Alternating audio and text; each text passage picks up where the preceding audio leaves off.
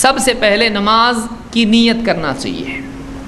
وضو وغیرہ میں چھوڑ دے رہا ہوں. اب وضو آپ کو بتائیں گے تو آپ کو استنجا بھی بتانا پڑے گا, اس سے پہلے غسل بھی بتانا پڑے گا آپ کو, تو ہو گئی ہماری نماز.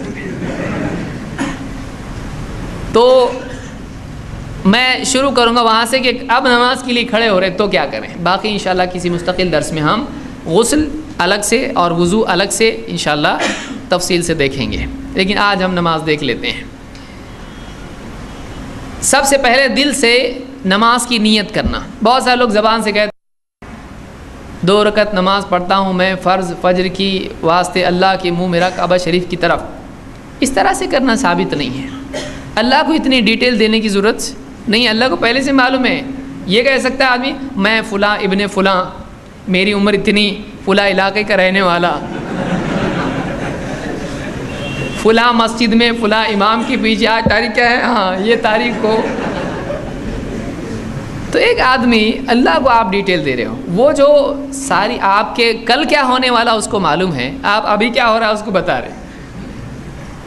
دل میں صرف آدمی اپنے عمل کے لیے نیت کرے, میں کیا کر رہا ہوں طے کرے, تاکہ اللہ کا فیصلہ اس کی نیت کے مطابق ہو.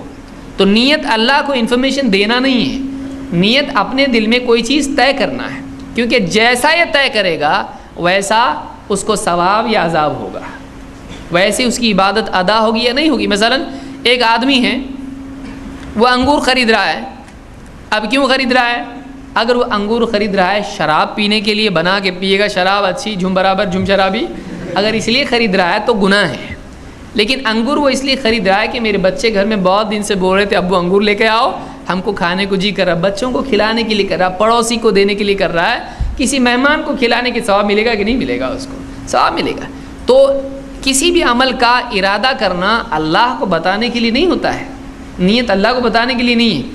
نیت اپنے لیے طے کرنے کے لیے ہے کہ میں کیا کر رہا ہوں, تاکہ اللہ اس کی نیت کے مطابق اس کو اجر دے یا سزا دے, جو بھی ہو.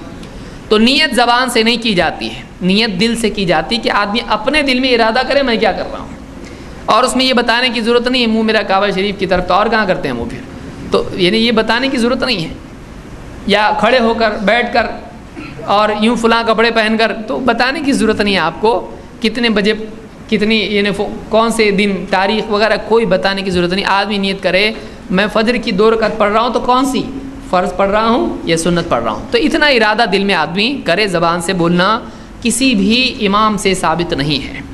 اللہ کے نبی صلی اللہ علیہ وسلم فرماتے ہیں انما الاعمال بالنیات وانما لکل امرئ ما نوى.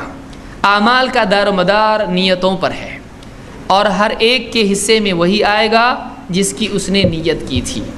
تو معلوم ہوا کہ عمل کا مدار نیت پر ہوتا ہے.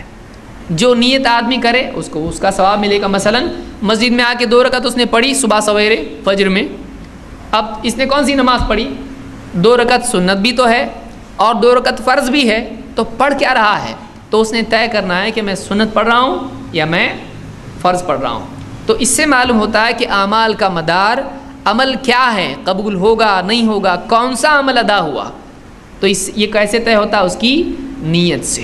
تو اس حدیث سے معلوم ہوتا ہے کہ کسی بھی عمل کا مدار اس کی نیت پر ہوتا ہے.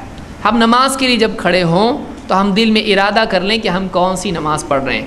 زبان سے بولنا اللہ کے نبی صلی اللہ علیہ وسلم اور صحابہ سے اور چاروں اماموں سے بھی ثابت نہیں ہے, اس کو یاد رکھیں, دل سے ارادہ ہوتا ہے.